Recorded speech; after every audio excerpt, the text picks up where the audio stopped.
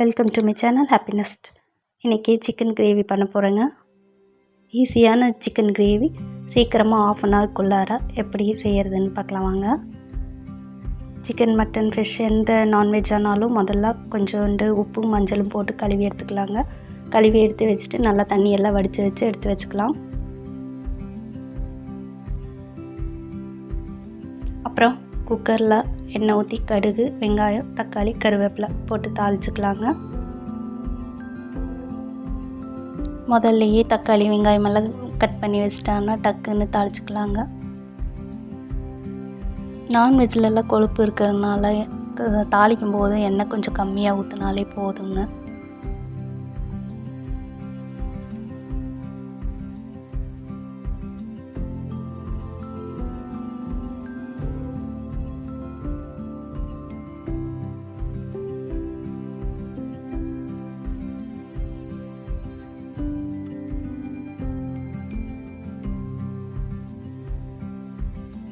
தக்காளி, வெங்காயம் எல்லாம் நல்லா எண்ணெயில் வதங்கி வந்ததுக்கப்புறம் தேவையான அளவுக்கு சாம்பார் தூள், உப்பு, மஞ்சத்தூள் போட்டுக்கலாம்.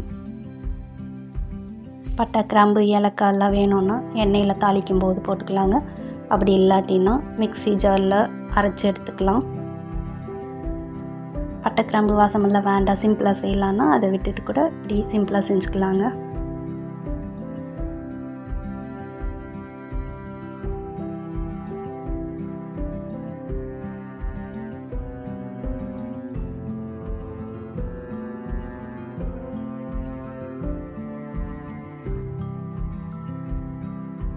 கடையிலேருந்து சிக்கன் மசாலா பாக்கெட்டெல்லாம் வாங்கி யூஸ் பண்ணலைங்க.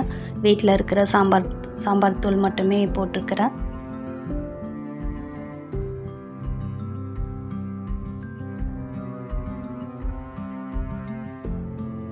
தாளித்து விட்டாலே போதுங்க, தண்ணியெல்லாம் இல்லாமலே வெந்து வந்துடும்.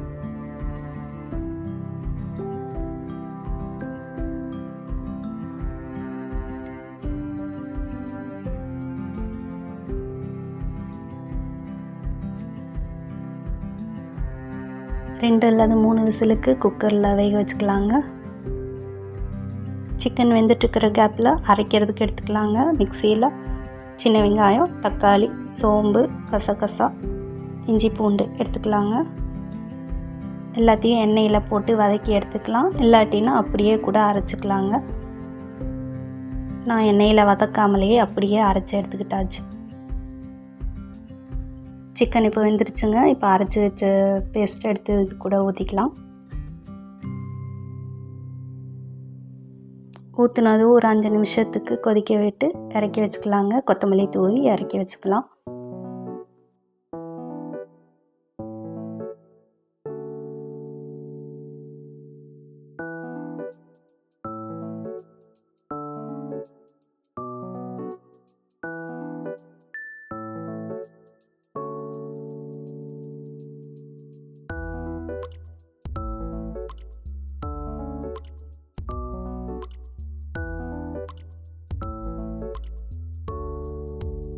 ஹோட்டல் ஸ்டைலெல்லாம் செய்யாமல் ஹெல்த்தியான வீட்டு ஸ்டைலில் தாங்க செஞ்சுருக்கிறேன். ஒரு ½ அன் ஹவர்லேயே சிக்கன் கிரேவி ஈஸியாக செஞ்சு முடிச்சாச்சுங்க. இந்த வீடியோ உங்களுக்கு பிடிச்சிருந்ததுன்னா லைக் பண்ணுங்கள், சப்ஸ்கிரைப் பண்ணுங்கள். தேங்க்ஸ் ஃபார் வாட்சிங். ரொம்ப சிம்பிளான கிரேவி தாங்க, ஆனால் ரொம்ப டேஸ்ட்டாக இருக்கும்.